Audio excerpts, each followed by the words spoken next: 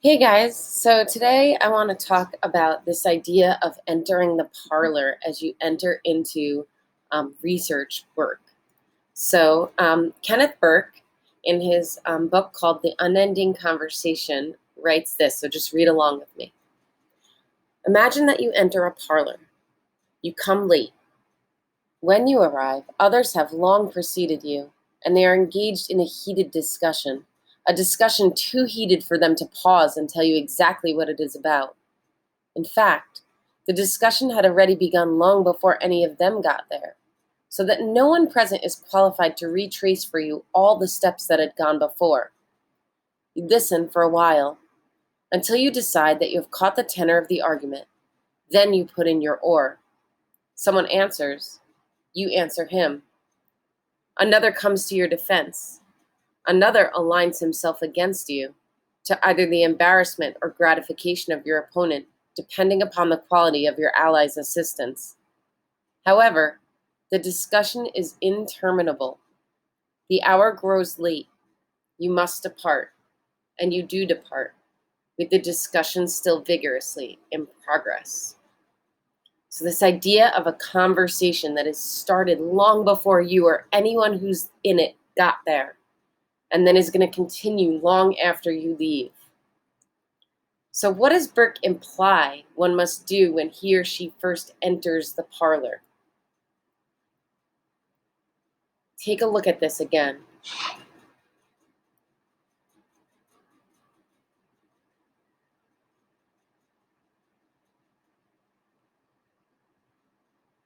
When you arrive, the first thing that you need to do is listen for a while. You need to get a sense of what the argument is even about. What are people saying? What are people saying on one side? What are people saying on the other side? It's the same thing when you're engaging in research. You can best develop your argument not by looking inward, but by doing what you often do in good conversation. So here's that connection: by listening carefully to what others are saying and engaging with their views. So as you're looking for research online, you're really looking for voices in a conversation about whatever your research question is that you are trying to answer.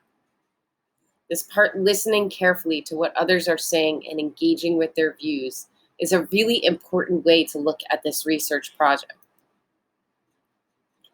So Gerald Graff and Kathy Birkenstein write that this approach to writing has an ethical dimension, since it asks writers not to simply to keep proving and reasserting what they already believe, but to stretch what they believe by putting it up against beliefs that differ, sometimes radically, from their own.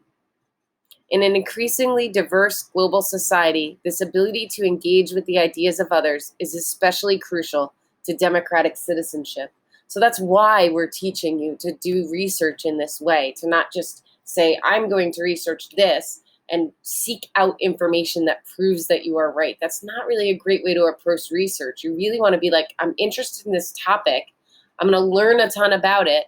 And then I'm going to tell my reader something. It's an argumentative research paper. How do you feel? Why? Whose ideas are you leaning on? Whose ideas are you arguing against? But it's this idea that you're stretching what you believe, right? That's how you grow and learn, by putting it up against beliefs that differ, sometimes radically, from your ideas.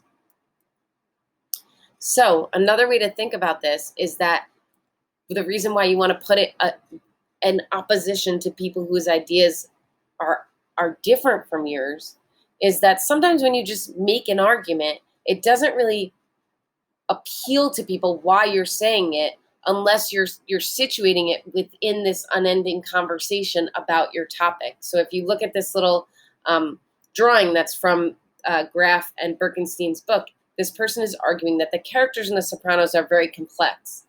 And the listeners are saying, like, okay, what's your point? Like, it's a really famous show on HBO. Of course the characters are complex, right?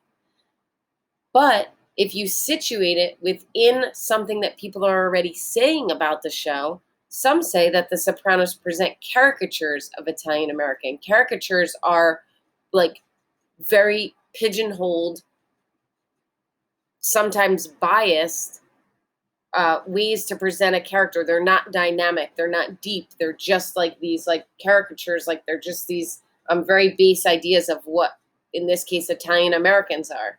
This person's saying, but in fact, however, the characters in the series are very complex. So now you're situating what you're saying within this larger idea. So it makes sense why you're saying it. You're saying it because you're arguing against this idea that they're just caricatures of Italian Americans.